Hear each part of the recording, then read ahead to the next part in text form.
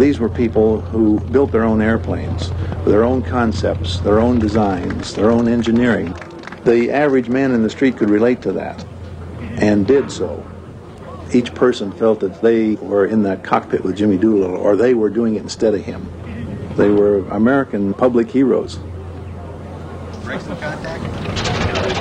You've got to remember, in those times, there were not a lot of airports around. There weren't a lot of airplanes in the air. Particularly out in the country, it was rare to see an airplane. So the one did. You stopped the plowing and you looked up and you watched it. A lot of people today don't realize what fairs meant in the small towns and of America. And one of the things that would happen that everybody loved was to have somebody get out on a wing and stand on their hands and so forth. Of course, on that kind of business, Doolittle was right at home because he wasn't happy unless he was risking something.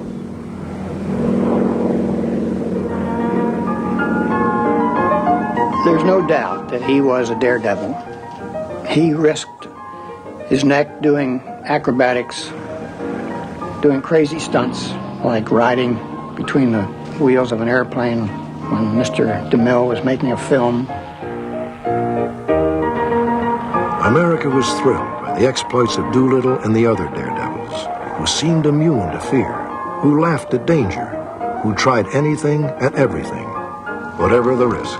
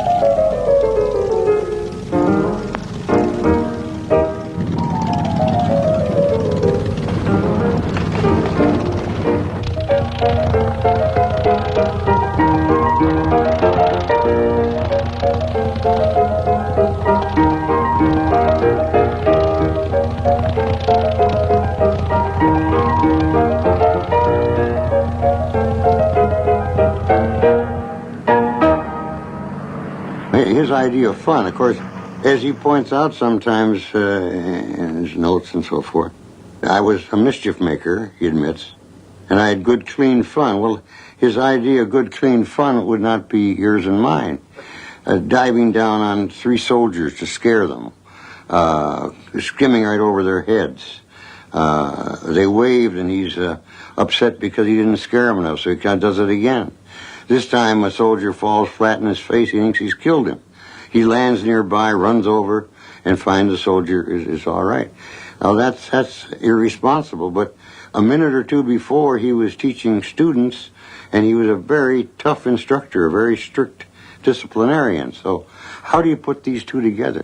When I was coming in to land with a student, and another plane flew across in front of me and took my landing gear off. Unfortunately, my prop took his head off. So I had a student, and we came in and crash-landed with no landing gear, nobody hurt. And I got a considerable amount of criticism because I took the student right up again in another plane. And about half the people said that's the wrong thing to do, and the other half the people went along with me and said it was the right thing to do and get it out of his mind as quickly as possible by having him think of other things. Jimmy was one of those extreme drive type human beings of go, go, go, push, push, push, the ultimate, always the ultimate, never settle for second. There is no such thing as second to a man like Jimmy Doolittle. If the wings came off, as they did occasionally, there's no time to be frightened, there's no time to be thrilled, there's no time to do anything except the things that you have to do damn fast to survive.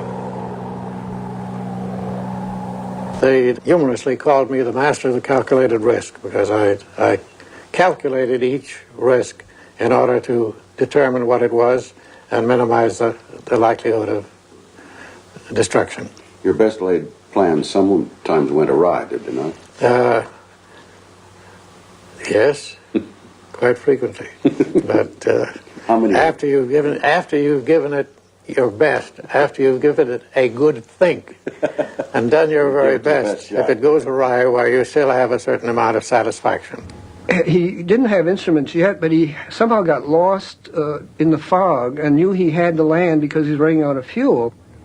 He found 2 trees and landed right in the center so that the trees caught his wings, and this took the whole impact of the crash. So he didn't get hurt. So, you know, he'd figure these things out.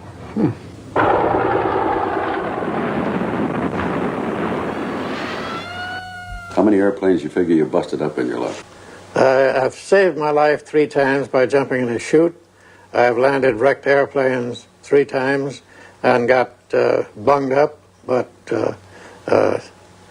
not badly. Without a doubt, the most daring man in the whole aviation world, falling more than 2 miles. Getting out of dangerous situations alive was Jimmy Doolittle's racing trademark.